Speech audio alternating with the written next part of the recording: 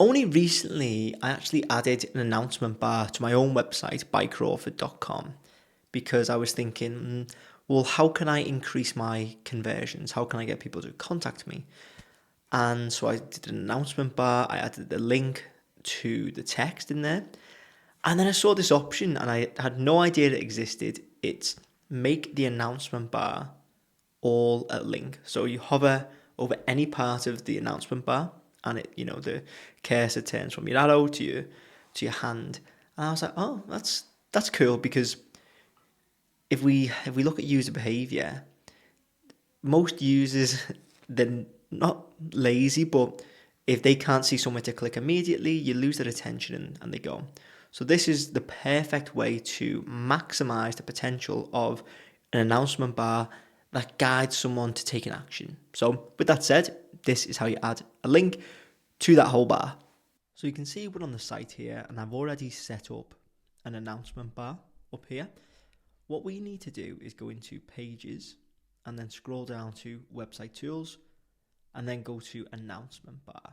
Here you can change, whatever the content is. If you want to add a link into the content itself, just highlight, let's say this, whatever word you want to link. Click on link, and then you can, link that out to whatever you wish. If I could spell. So click on that, great.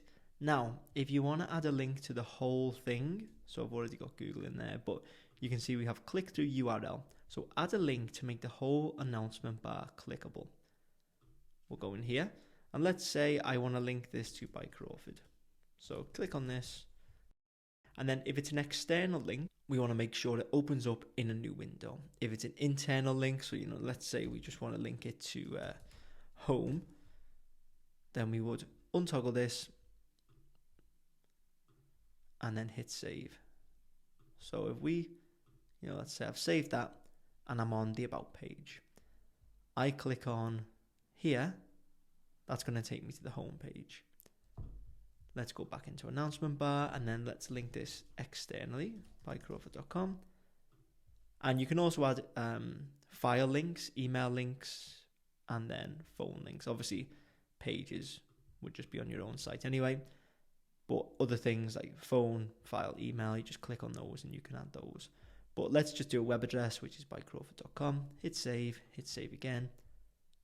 And if we now click on this, it goes to bycrawford.com. So that is how you add a link to the entire announcement bar on Squarespace.